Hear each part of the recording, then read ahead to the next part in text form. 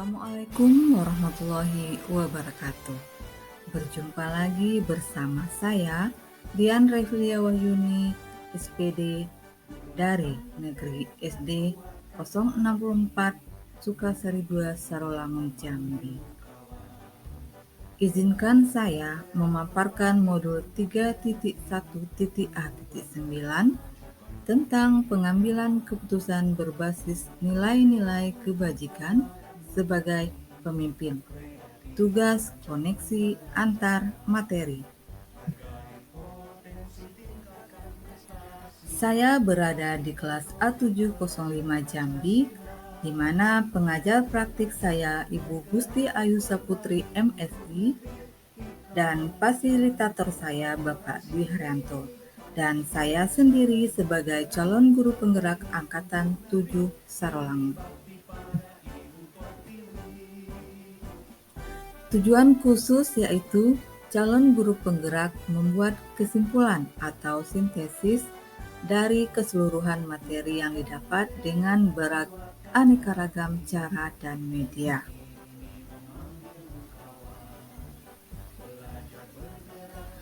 Mengajarkan anak menghitung itu baik, namun mengajarkan mereka apa yang berharga atau utama adalah yang baik. Dari kutipan di atas, apa kaitannya dengan proses pembelajaran yang sedang Anda pelajari saat ini? Menurut saya, kaitannya mengenai kutipan di atas dengan proses pembelajaran yang sedang saya pelajari yaitu mengenai permasalahan dilema etika, di mana sebagai seorang guru kita sering kali mengalami dilema pembelajaran antara mengedepankan materi atau nilai dari sebuah materi melalui pendidikan karakter.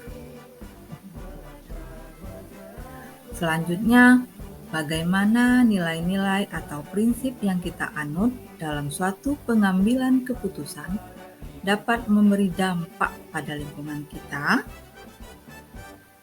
Nilai-nilai dalam sebuah pengambilan keputusan yang saya pegang yaitu pengambilan keputusan harus dapat dipertanggungjawabkan serta berpihak pada murid. Hal tersebut juga diharapkan dapat memberikan dampak positif untuk lingkungan sekolah, yaitu terciptanya lingkungan yang aman, nyaman, tanpa adanya perselisihan. Bagaimana Anda seorang pemimpin pembelajaran dapat berkontribusi pada proses pembelajaran murid dalam pengambilan keputusan?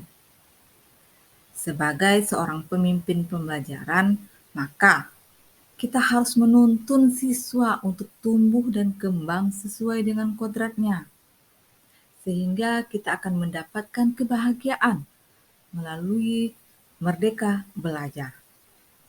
Pengambilan keputusan dalam pembelajaran mengutamakan kebutuhan belajar murid yang dapat dilaksanakan melalui pembelajaran diferensiasi. Selanjutnya, menurut Anda, apakah maksud dari kutipan ini jika dihubungkan dengan proses pembelajaran yang telah Anda alami di modul ini? Jelaskan pendapat Anda. Pembelajaran modul ini memberikan pengetahuan tentang bagaimana seorang pemimpin pembelajaran dalam mengambil keputusan yang berupa dilema etika atau bujukan moral dalam memberi nilai-nilai kebajikan universal, tanggung jawab, dan berpihak pada murid. Kutipan tersebut merupakan dilema etika yang dapat diputuskan melalui 9 langkah pengambilan keputusan.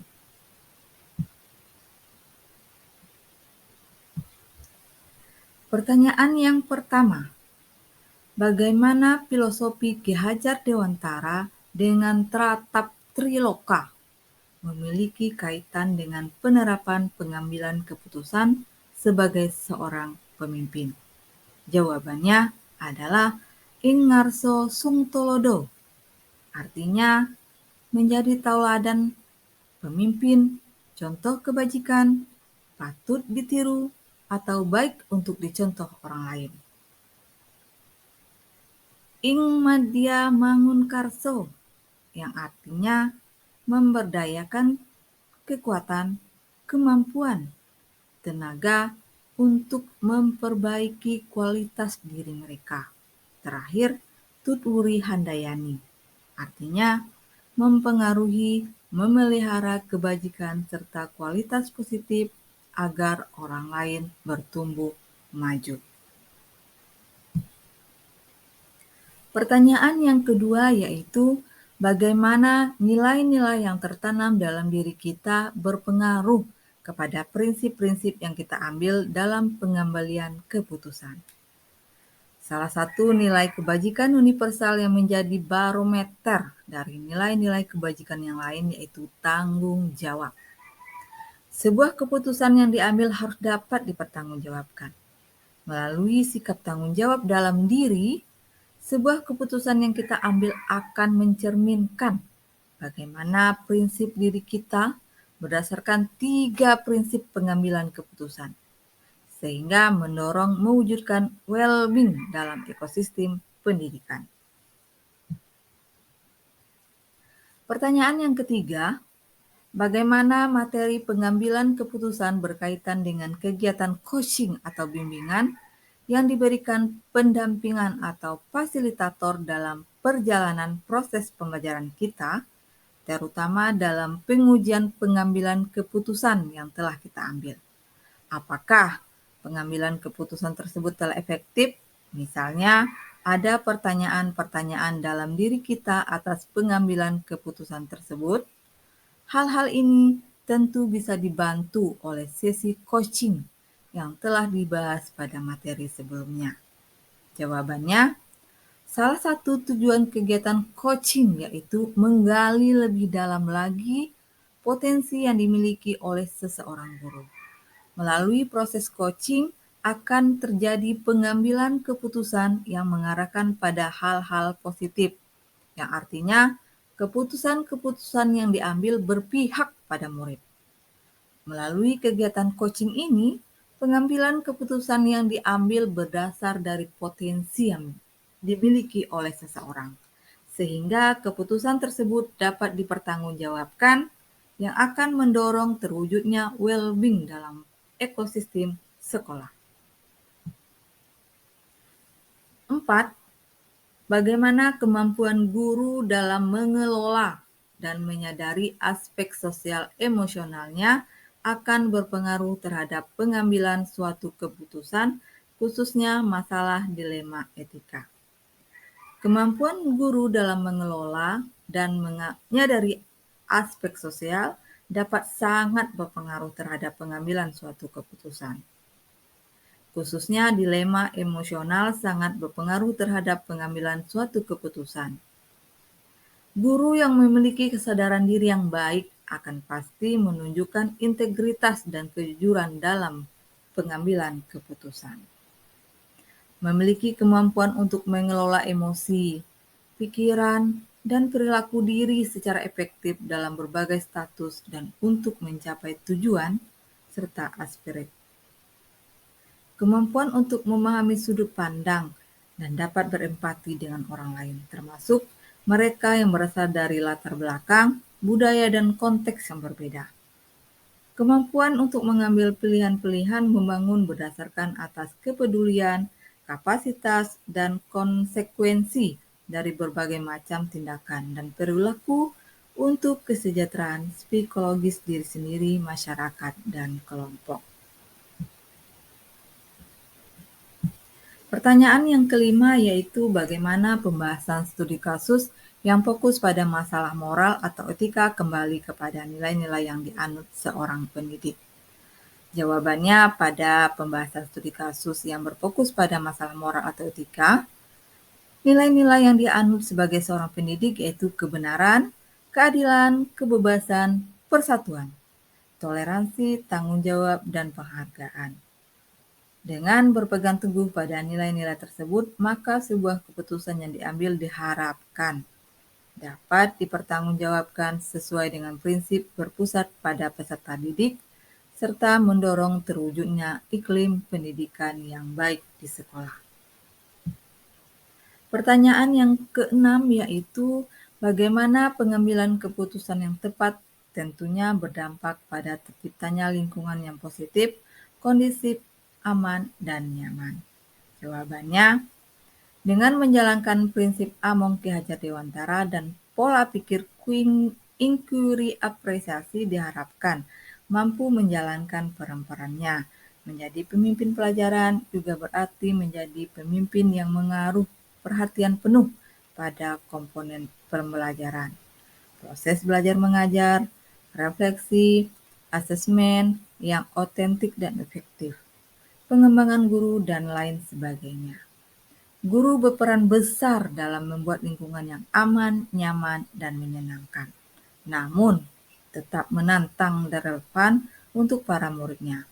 Mereka diharapkan mampu berperan sebagai pemimpin yang berorientasi pada kepentingan tumbuh kembangnya siswa, agar mampu berkembang sesuai dengan kodratnya. 7. Apakah tantangan-tantangan di lingkungan Anda untuk dapat menjalankan pengambilan keputusan terhadap kasus-kasus dilema etika ini? Adakah kaitannya dengan perubahan paradigma lingkungan Anda? Tantangannya tentu adanya pemikiran dari setiap individu atau kelompok yang berseberangan. Dalam sebuah instansi pasti terdapat kelompok pro dan kontra terhadap sebuah sistem yang sedang dijalankan oleh pemangku kepentingan di sekolah. Seharusnya semua ekosistem yang ada di sekolah saling berkolaborasi untuk mewujudkan tujuan bersama. Dalam benturan antar kelompok sangat berkaitan dengan perubahan paradigma di lingkungan sekolah, yaitu pertama, individu lawan kelompok, kedua, rasa keadilan lawan rasa kasihan, ketiga, kebenaran lawan kesetiaan, keempat, jangka pendek lawan jangka panjang. 8. Apakah pengaruh pengambilan keputusan yang kita ambil ini dengan pengajaran yang memerdekakan murid-murid kita? Bagaimana kita memutuskan pembelajaran yang tepat untuk potensi yang berbeda? Jawabannya, keputusan yang tepat diawali dengan mengetahui kesiapan, minat, dan proses profil pelajar Pancasila. Strategi pembelajaran yang sesuai dengan mengakomodasi kebutuhan belajar siswa melalui pembelajaran berdiferensiasi konten, proses, ataupun produk.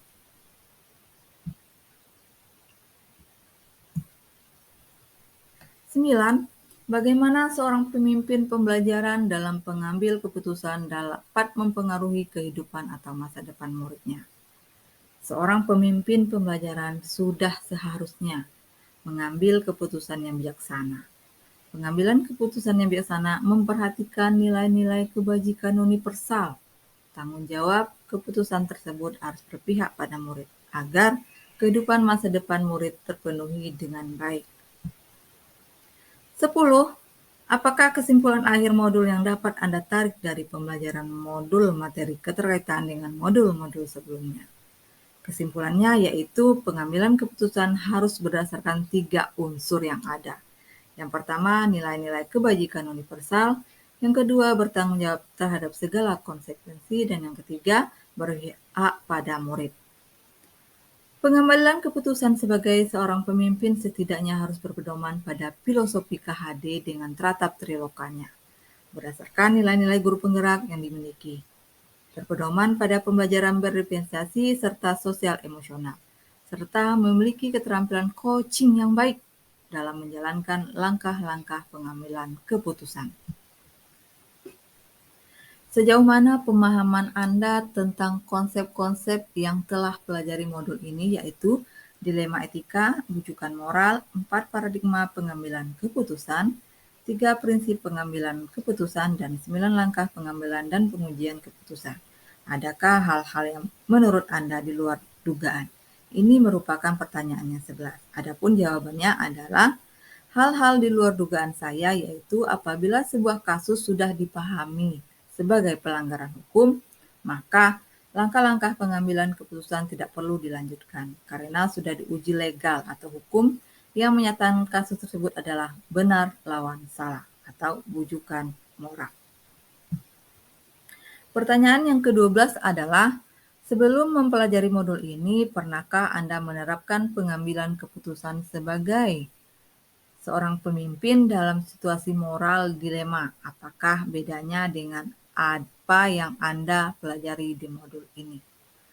Jawabannya pernah. Saat dilema etika yang saya alami berdasarkan paradigma individu lawan kelompok, saat itu saya hanya mengendalikan keputusan akhir yang sekiranya dapat merugikan kedua belah pihak. Setelah saya mempelajari modul ini, ternyata sebuah kasus dilema etika perlu disesuaikan dengan langkah-langkah pengambilan keputusan dan pengujian keputusan agar dapat dipertanggungjawabkan dengan baik. Pertanyaan yang ke-13 adalah, bagaimana dampak mempelajari konsep ini buat Anda? Perubahan apa yang terjadi pada cara Anda mengambil keputusan sebelum dan sesudah mengikuti pembelajaran modul ini?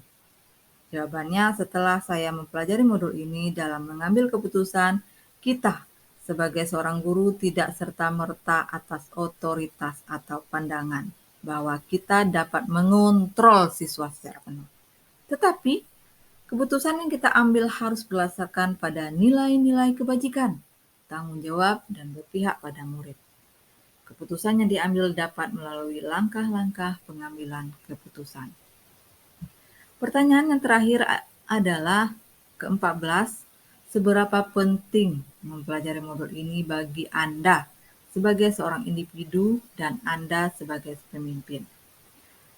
Jawabannya, modul ini sangat penting, di mana sebuah keputusan diambil harus dipertimbangkan sehingga keputusan dapat dipertanggungjawabkan dan tidak salah langkah dalam mengambil keputusan yang dapat merugikan salah satu pihak yang justru menimbulkan kekacauan. Dengan mempelajari modul ini, diharapkan setiap keputusan yang diambil adalah langkah paling bijaksana dan baik. Demikianlah pertanyaan-pertanyaan yang telah saya jawab, ada 14 pertanyaan. Silakan di-subscribe, like, dan komen. Terima kasih. Salam guru bergerak Indonesia maju. Bergerak, tergerak, dan menggerakkan. Assalamualaikum warahmatullahi wabarakatuh.